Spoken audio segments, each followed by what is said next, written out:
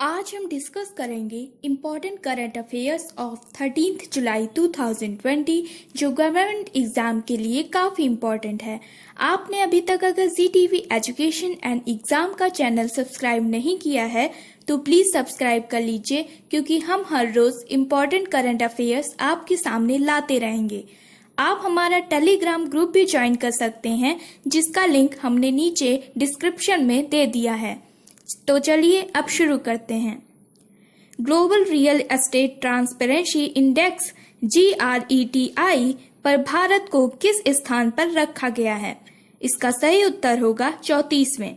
Jones Lang LaSalle के द्विवार्षिक global real estate transparency index GRETI में भारत को विश्व स्तर पर 34वें स्थान पर रखा गया था।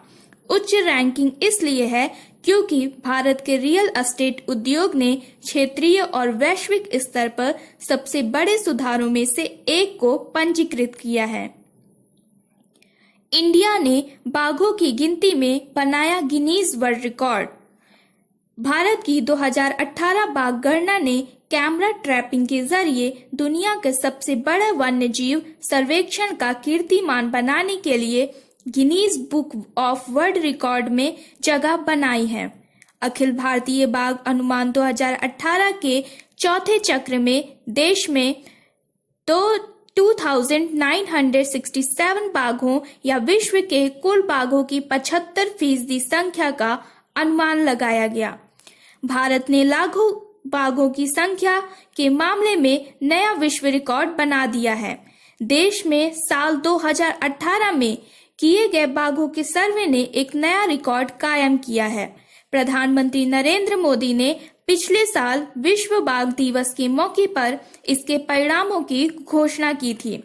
यह भारत के लिए बहुत बड़ी उपलब्धि है। यह सर्वे दुनिया का सबसे बड़ा सर्वे है। 4 सालों में बाघों की संख्या दोगुनी हो गई है। केंद्रीय सूचना एवं प्रसारण और पर्यावरण मंत्री प्रकाश जावड़ेकर ने बताया कि पिछले साल बाघों की संख्या दोगुनी हो गई है। इसके लिए किए गए सर्वे को Guinness book of world record में जगह मिल गई है। और पर्यावरण मंत्री जावड़ेकर ने ट्वीट कर बताया कि प्रधानमंत्री नरेंद्र मोदी के नेतृत्व में देश में बाघों की संख्या तय सीमा से पहले ही दोगुनी हो गई है। बाघों की संख्या 70%। पर्यावरण मंत्री जावड़ेकर ने बताया कि बाघों की हमारी जनगणना ने गिनीज वर्ल्ड रिकॉर्ड में प्रवेश किया है, क्योंकि हमने अन्य देशों की तुलना में उनकी निगरानी के लिए अधिक कैमरे लगाए हैं।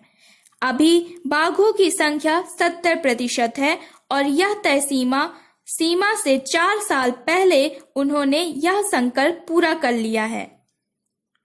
सर्वे में क्या हुआ? देश में साल 2018 में किए गए बाघों के इस विशाल सर्वे को Guinness book of world record में जगह मिली है। सर्वे के अनुसार बाघों के सर्वे के लिए देश में 26,760 स्थानों पर 139 अध्ययन किए गए।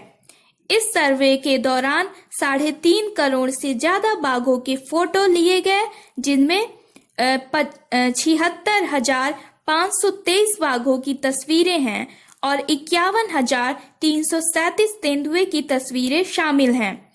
बाकी अन्य जीवों की तस्वीरें हैं।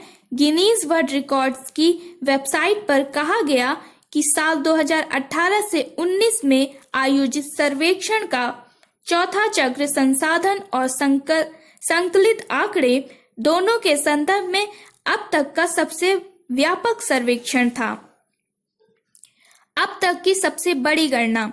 गिनीज वर्ल्ड रिकॉर्ड के मुताबिक साल 2018 से 19 में किए गए सर्वेक्षण की चौथी गणना संसाधन और डेटा दोनों के हिसाब से अब तक का सबसे व्यापक रहा है। कैमरा ट्रैप को 141 विभिन्न साइटों में 26,838 स्थानों पर रखा गया था और 1,21,337 वर्ग किलोमीटर के प्रभावी क्षेत्र का सर्वेक्षण किया गया। सर्वे 2018 में किया गया था। बता दें कि यह सर्वे साल 2018 में किया गया था और इसे पिछले साल जारी किया गया था, जबकि विश्व रिकॉर्ड की घोषणा अब की गई है। इस सर्वे के अनुसार देश में शावकों को छोड़कर बाघों की संख्या 2461 और कुल संख्या 2967 है। वर्ष 2006 में बाघों की संख्या 1411 थी। तब भारत ने इसे साल 2022 तक दोगुना करने का लक्ष्य तय किया था। रिपोर्ट के अनुसार भारत में सबसे ज्यादा 1492 बाघ मध्य प्रदेश, कर्नाटक और उत्तराखंड में हैं। रेपो रेट में 250 बेसिस पॉइंट की होगी कुल कटौती, आरबीआई गवर्नर ने कहा। भारतीय रिजर्व बैंक के गवर्नर शक्तिकांत दास ने 11 जुलाई 2020 को कहा कि कोविड-19 पिछले 100 साल का सबसे बड़ा स्वास्थ्य एवं आर्थिक संकट है। उन्होंने यह बताया कि 7वें SBI banking and economics conclave को संबोधित करते हुए कहीं आरबीआई के गवर्नर ने स्वास्थ्य के साथ साथ आर्थिक संकट पर भी बात की, जिसने नौकरियों को बुरी तरह प्रभावित किया है। उन्होंने बैंकिंग और अर्थशास्त्र कॉन्क्लेव में कहा कि महामारी शायद अब तक हमारी आर्थिक और वित्तीय प्रणाली की मजबूती और लचीलापन की सबसे बड़ी परीक्षा ले रहा है। उन्होंने कहा कि आरबीआई ने वित्तीय प्रणाली की सुरक्षा, वर्तमान संकट में अर्थव्यवस्था को सपोर्ट करने के लिए कई बड़े उपाय किए हैं।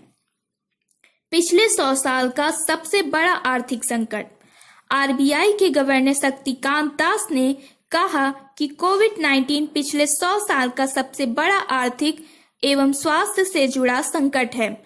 कोरोना की वजह से उत्पादन, नौकरियों एवं स्वास्थ्य पर अभूतपूर्व नकारात्मक प्रभाव देखने को मिला है।